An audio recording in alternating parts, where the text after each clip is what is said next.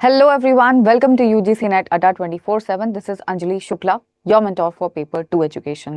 हाल फिलहाल ही में हम लोगों ने दिसंबर 2025 का अमेजिंग रिजल्ट देखा और आप लोगों की रिक्वेस्ट आ रही थी कि मैम कुछ सक्सेस स्टोरीज हमारे साथ भी शेयर करिए जिससे कि हम वो स्ट्रैटेजीज जान पाएं जिससे स्टूडेंट्स अपने इस एग्जामिनेशन को क्वालिफाई कर पा रहे हैं। आज एक ऐसी ही कैंडिडेट को मैं आपके सामने लेकर आ रही हूँ जिनका नाम है साहिदा।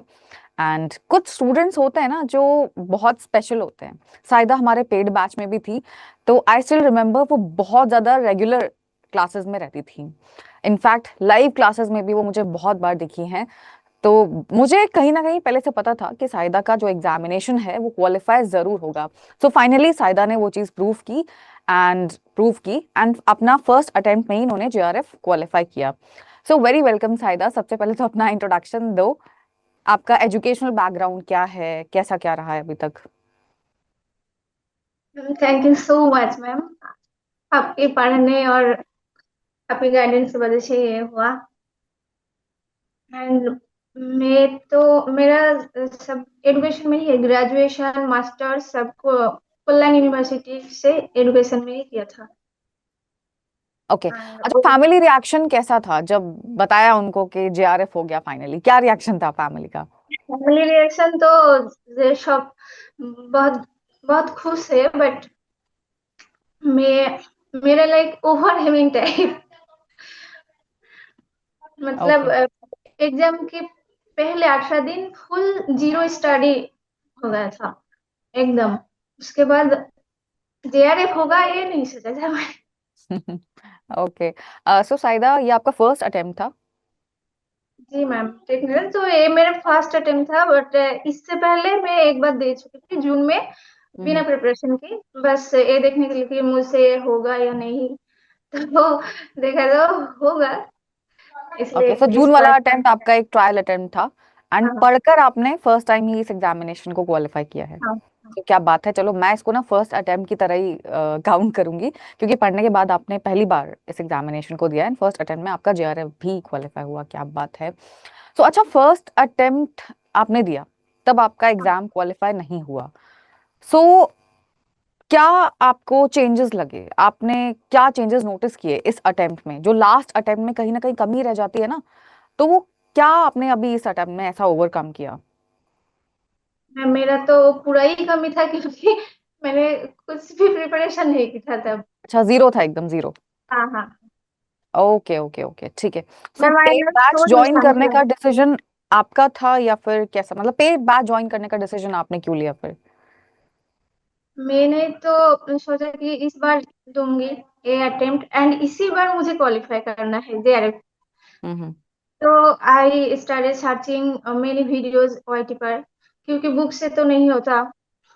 तो सर्च किया, पर पेपर वन की तो बहुत सारे मिल जाते हैं, बट एडुकेशन की मुझे कुछ खास नहीं लगा। तो आपकी एक वीडियो देखा था मैं, 3 सितंबर को देखा था ओ, डेट ओआईटी भी पर। आता है आपको?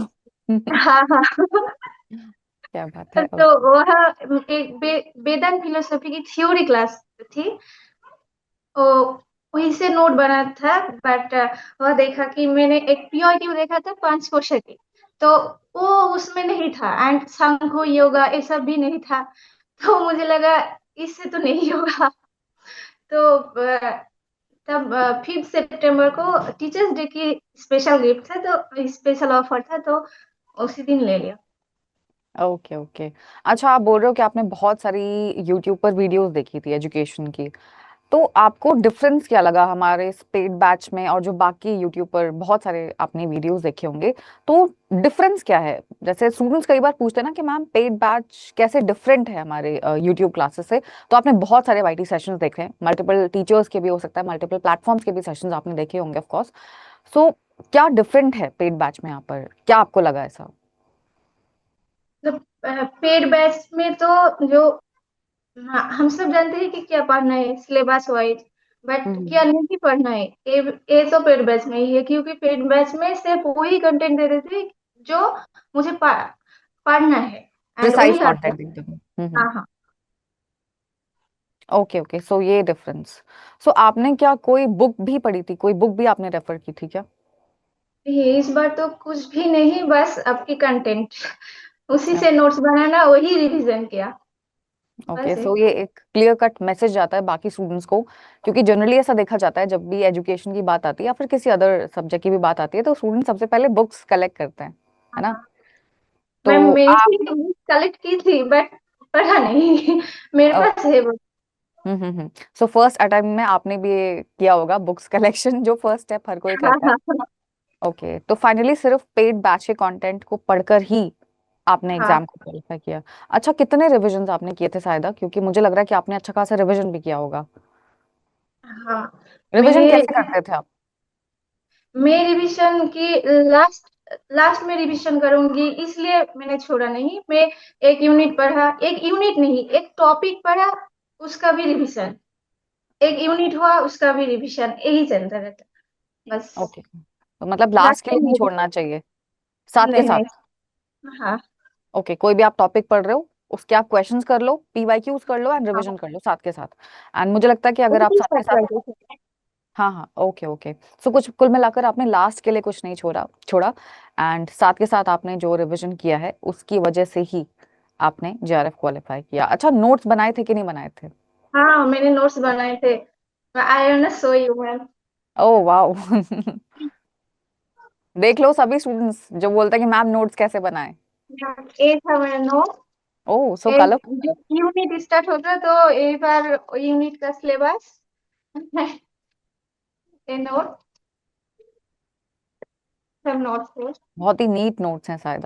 आप देख रहे हो कैसे नोट्स बनाए जाते हैं। तो ये नोट्स एंड अच्छा आप कैसे बनाते थे, लास्ट में बनाते थे क्लासेस के बाद कैसे?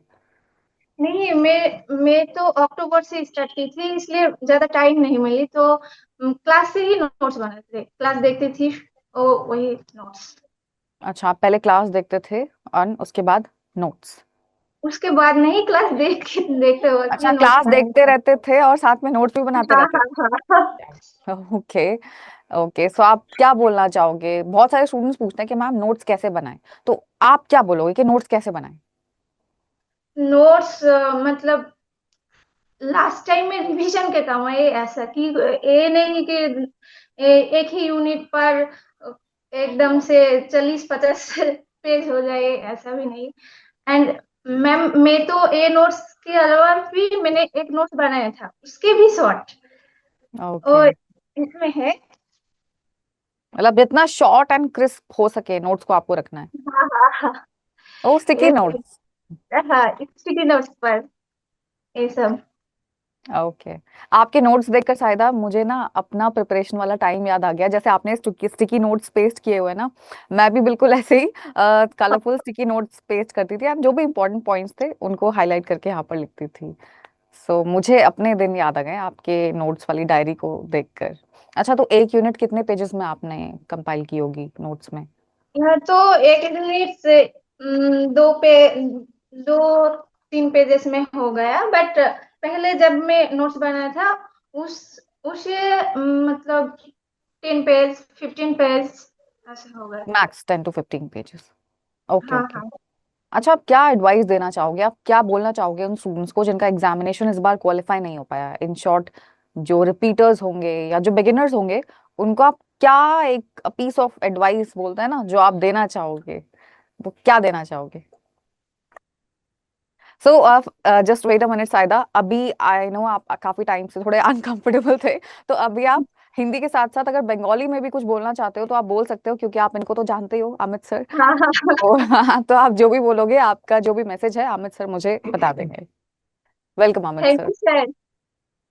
হ্যাঁ, আমি সেটা जी सर। তোমার চেহারাটা দেখেই মনে হচ্ছে কি এখন তুমি মানে খুব কমফোর্টেবল হয়ে গেছো আমাকে দেখে। हाँ। বলো। मैं उससे पहले आया ना सोएल समझी, ये है। Oh wow. Wow, UGC net JRF अड्डा 24/7। Teachers day gift. ये मेरे लिए टीचर्स डे गिफ्ट था। ओके, सो ये स्वीट। बैग। बहुत बढ़िया। Any last message Saida, any last message? अब तो ट्रांसलेटर सर भी आ गए हैं। हाँ, बांग्लाई। হ্যাঁ বাংলায় Any বলো, any বাংলায় বলো, বাংলায় বাংলা মানে বাংলার জন্যই আমি এসেছি। যদি তুমি বাংলাতেও বলো, আমি I will be translating that in English or Hindi. আমি প্রথমে একটা ইউনিট শুরু করেছিলাম, মানে যেটা আমার স্ট্রং পয়েন্ট। তো আমি পেপার ওয়ানে ম্যাথ ম্যাথ থেকে শুরু করেছিলাম, ম্যাথ ডিআই এগুলো আমার স্ট্রং পয়েন্ট। তো ওগুলো হওয়ার পরে তারপর এডুকেশনে রেকর্ডেড, আমার কাছে অনেক রেকর্ডেড ক্লাস ছিল, তো রেকর্ডেড ক্লাসগুলো কমপ্লিট হয়েছিল। তারপর উম, তারপর পেপার ওয়ানে যে থিওরিটিক্যাল ইউনিট গুলো ছিল সেগুলো করেছি। हम्म मैंने सबसे पहले इसने अपने उन टॉपिक्स को सिलेक्ट किया पेपर वन में जो इसका स्ट्रॉन्ग था, उसमें मैथ्स डीआई वगैरह को सबसे पहले किया। उसके बाद ये एजुकेशन की तरफ आती है और एजुकेशन के टॉपिक्स को पढ़ती है, and then she comes back to subject है। ওকে ওকে ঠিক আছে সো আর যেটাই আমি পড়তাম সেটা তখনই তার পিওয়াই কিউ, তার মক টেস্ট, যত কোশ্চেন হয় প্র্যাকটিস সেগুলো তখনই করে নিতাম, মানে পরে করব এইভাবে রাখিনি। And the best part was कि कभी शाहिदा मतलब कोई भी चीज जो रिकॉर्डेड क्लासेस, मतलब हम टीचर्स जब हम क्लास लेते हैं तो उसकी रिकॉर्डिंग अवेलेबल हो जाती है जस्ट आफ्टर द क्लास। तो शाहिदा के साथ ये चीज बेहतर था कि कभी भी वो आज जो भी पढ़ाया गया उसको बाद में पोस्ट वर्क के लिए नहीं रखती। आज जो भी पढ़ा दिया गया उसको आज ही खत्म करती, और आज खत्म करने के बाद दूसरा चीज जो सबसे बेहतर रहा इसके रेफरेंस में वो ये था कि उससे रिलेटेड जितने भी एक्सपेक्टेड क्वेश्चंस हो सकते हैं, पीवाईक्यूज हो सकते हैं, या फिर उसमें जो भी डाउट्स हो सकते हैं, वो उसी दिन डिस्कस करके उसे खत्म कर लेती थी। So that was one of the striking feature that led her to success है Shahida. Okay thank you so much Shahida आपकी जो भी स्ट्रैटेजीज हैं वो आई एम श्योर बाकी स्टूडेंट्स सुन रहे होंगे, उनके भी काम आएंगी। एंड आई एम श्योर आप 16th ऑफ फेब को हमें ज्वाइन कर रहे हैं फेलिसिटेशन में। জি ম্যাম। 16 তারিখে তুমি আসছো তো? ম্যাডাম সেটাই জিজ্ঞেস করছেন। 16 তারিখে ম্যাডামও থাকবেন, আমিও থাকবো, কোনো টেনশন হবে না। All the best, congratulations, and we all are expecting your presence. जितने भी सक्सेसफुल कैंडिडेट्स हैं वो जरूर आए। Congratulations again, thank you. Okay thank you so much Shahida, thank you so much. And finally मिलते हैं हम लोग 16th ऑफ फेब को। Thank you.